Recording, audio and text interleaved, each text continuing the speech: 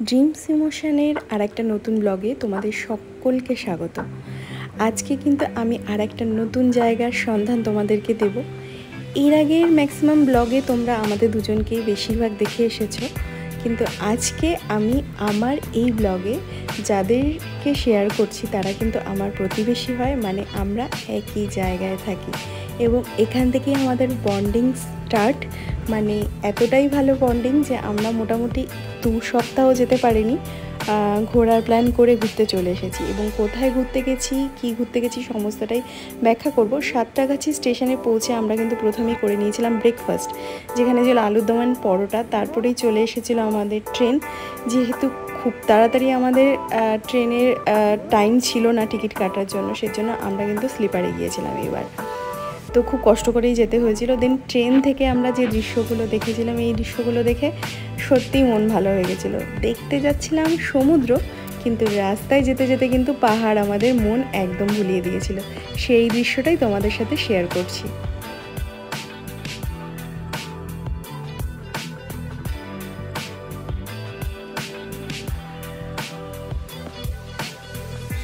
Train থেকে এরকম সুন্দর দৃশ্য, মানে পাহাড়গুলোকে দেখতে দেখতে আমরা কিন্তু নেমে গিয়েছিলাম ব্রহ্মপুর স্টেশন।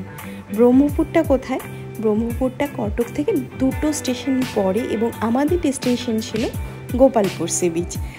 তার উদ্দেশ্যে আমরা বেরিয়ে গেছিলাম সেদিনকে ট্রেন থেকে। ব্রহ্মপুর স্টেশন থেকে অটো করে মাত্র 30 মিনিটের মধ্যে তোমরা পৌঁছে যেতে পারো গোপালপুর সি বিচে। এবং এই অটোটাকে কিন্তু তোমাদের পার্সোনাল রিজার্ভ করতে হবে, মোটামুটি 400 টাকা মতন ভাড়া নেবে। এবং সেই কথা মতোই আমরা অটো রিজার্ভ করে নিয়ে আমাদের হোটেলে চলে এসেছিলাম। আমাদের হোটেল কাম রিসোর্টটা ছিল ওটিডিসির, মানে উড়িষ্যা গভর্নমেন্টের আন্ডারে। তোমরা চাইলে অনলাইনেও বুকিং করে নিতে পারো এবং অফলাইনেও করতে পারো। তবে গোপালপুর লোকেশনটাতে আমি বলবো গ্রুপে আসা খুব ভালো। একা একা বা দুজনে মিলে আসার জন্য ট্রাই না করাই ভালো, কারণ জায়গাটা ভীষণ শান্ত এবং নির্জন।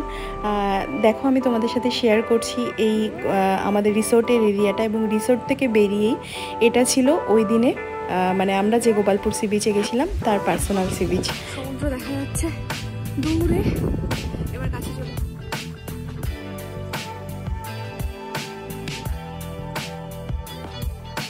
রিসোর্ট থেকে মাত্র 2 মিনিট লাগবে তোমাদের এই সি বিচে আসতে। এবং এই সি বিচের একটা খাসিয়াত হচ্ছে, পুরী এবং দীঘার মতো কিন্তু তোমরা জমিয়ে ভিড় পাবে না। একদম পার্সোনালভাবে নির্জনভাবে যদি সমুদ্রে স্নান করতে চাও এবং সমুদ্রকে উপভোগ করতে চাও, তাহলে অবশ্যই গোপালপুর সি বিচে। বারবারই বলবো, একা আসবে না, দুজনেও আসবে না, অবশ্যই একটা টিম করে নিয়ে আসবে। তাহলে তোমাদের দেখবে এই সমুদ্রটা উপভোগ করতে 3 গুণ মজা আরও বেশি হচ্ছে। হোটেলে ঢোকার আগেই আমরা সি বিচ দেখে এসে ফ্রেশ হয়ে চলে এসেছিলাম খেতে দুপুরের লাঞ্চে। এবং দুপুরের লাঞ্চ আমরা যে যার পছন্দ মতোই অর্ডার করেছিলাম এবং খেয়ে নিয়ে রাতে চলে এসেছিলাম আমরা ছাদে গল্প করতে। এবং এখানে কিন্তু তখন ভূতের গল্প হচ্ছিল।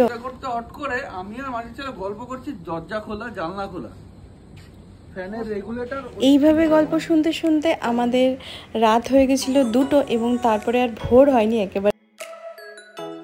আর আমরা চলে গেছিলাম ব্রেকফাস্টটা আমাদের কমপ্লিমেন্টারি ছিল, যে যার মতো বলতে পারে। তো আমরা ব্রেড বাটার অ্যান্ড ডিমের পোচ বা অমলেট এরকম কিছু অর্ডার করে নিয়ে সবাই খেয়ে নিয়েছিলাম। তারপরে যেটা আমাদের বেনিফিট ছিল, আমাদের রিসোর্ট এরিয়া এতটা সুন্দর একটা এরিয়া, যেখানে কটেজ ছিল এবং এত সুন্দর করে সাজানো ছিল যে তোমার ওই জায়গাটাতেই 2 দিন থাকলে আর অন্য কোথাও যাওয়ার প্রয়োজন হবে না সাইট সিনে। তো আমিও সেই মতো ফটো ভিডিও করার জন্য বেরিয়ে গেছিলাম এবং জায়গাটাকে উপভোগ করছিলাম। সেটাই তোমাদের সাথে একটু একটু করে শেয়ার করছি। রিসোর্টটা ছিল ঠিক এই রকমই, তোমরা মানে ওটিডিসির রিসোর্টটায় এলে ঠিক এই রকমই ভিউ উপভোগ করতে পারবে। এবং তারপরে আমাদের দুপুরবেলায় সমুদ্রে স্নান করতে যাওয়ার আগে সবাই মিলে গোল মিটিংয়ে বসে গেছিলাম। এবং সমুদ্রে যাওয়ার আগে আমরা ঠিক এইরকমভাবেই আমাদের মর্নিংটাকে কমপ্লিট করে তারপরে আমরা সমুদ্রে গেছিলাম।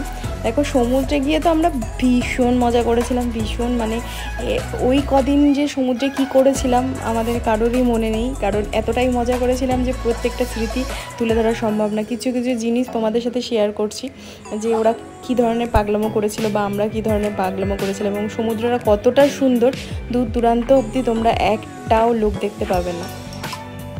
এবং নিজেদের মতো পার্সোনালি সমস্ত রাইড করতে পারবে। দেন রাত যখন হয়েছিল তখন আমরা চলে গেছিলাম একটু ফ্রেশ হয়ে। সেদিনকে আর আমাদের দুপুরের খাওয়া হয়নি, আমরা দুপুরের খাবার না খেয়েই রেডি হয়ে আমরা চলে গেছিলাম গোপালপুর মেইন সি বিচে। এবং সি বিচে গিয়ে আমরা তুলে নিয়েছিলাম ফটো ভিডিও, এবং সেখান থেকে আমরা চেষ্টা করেছিলাম যে একটা স্পেশাল খাবার আনতে। রাত মানে দুপুরের খাবারগুলোই আমরা খাওয়ার পরে সেই স্পেশাল খাবারটা ছিল এটা। আমরা স্পেশালি মাটন মানে খুঁজে এনে, মানে রীতিমতো যুদ্ধ করে খুঁজে এনে রান্না করে রাতে সবাই মিলে খেয়েছিলাম। এটাই ছিল এই ট্রিপের একটা অন্যরকম মজা। সকালবেলা উঠে আমরা চলে গেছিলাম সানরাইজ দেখতে, কিন্তু সান সেদিনকে আমাদের সাথে ধোকা দিয়েছিল, কারণ পুরো মেঘলা ওয়েদার হয়ে গিয়েছিল, কারণ প্রচণ্ড বৃষ্টির মধ্যেই আমরা গোপালপুর ট্যুরটা করেছিলাম। তাও সূর্য আমাদের কাছে এইটুকু দেখা দিয়েছিল, এবং তার ক্লিপগুলোও তোমাদের সাথে শেয়ার করলাম। তোমরা এখানে গেলে যদি আকাশ ক্লিয়ার থাকে, পুরো লাল রঙের আকাশ ঘেরা একটা সূর্য দেখতে পারবে। আর আমরা একটু ফটো ভিডিও করে নিয়েছিলাম। সকালবেলা সমুদ্রটাও এত সুন্দর ছিল যে কোনো কিছুই মিস করার মতো ছিল না। ওই দিনকে আমাদের বাড়ি ফেরার দিন ছিল, তো বাড়ি ফেরার আগে আমরা গিয়ে সি বিচে ঘুরে এসেছিলাম, এবং সকাল 10টার মধ্যে আমরা বেরিয়ে গিয়েছিলাম আমাদের ট্রেনের উদ্দেশ্যে। সবাই মিলে গোপালপুরটাকে খুব সুন্দরভাবে এনজয় করে এই দেখো আমাদের ট্রেন চলে এসেছে, এবং ট্রেনে আমরা ওঠার জন্য সবাই ব্যস্ত হয়ে গেছি চারিদিকে। এই ট্রিপটা আমাদের খুব সুন্দর গেছে, হয়তো পুরো ব্লগেও তোমাদের কাছে তুলে ধরতে পারলাম না। তোমরা যদি কিছু ইনফরমেশন চাও, যাওয়ার দিন যেরকম আমরা পাহাড় দেখতে দেখতে গেছিলাম, আসার দিন সেরকম পাহাড় প্লাস চিল্কা হ্রদ। এটা ছিল চিল্কা হ্রদ, যেটা ট্রেন থেকে আমরা দেখতে দেখতে আসছিলাম। তাই সাধারণত আমরা সমুদ্র দেখতে গেলে শুধু সমুদ্রই দেখতে পাই, কিন্তু এই সমুদ্র দেখতে যাওয়াটা আমাদের কাছে কিছুটা অন্যরকম না, অনেকটাই অন্যরকম ছিল। যেরকম ট্রেনে আমরা এক এক রকম দৃশ্য দেখতে দেখতে যাচ্ছিলাম, এবং সমুদ্রটাও আমাদেরকে অনেকটা বেশি অবাক করেছিল। তোমরা গোপালপুর গেলেও ঠিক এইরকম ধরনের জিনিসগুলো দেখতে পারবে, তাই অবশ্যই বলবো সবাই একবার গোপালপুর ঘুরে এসো। তাহলে আজকের এই গোপালপুর ব্লগটা এখানেই শেষ করলাম। আবার তোমাদের সাথে দেখা হবে নতুন কোনো ব্লগে। ততক্ষণ অবধি সবাই ভালো থেকো, সুস্থ থেকো।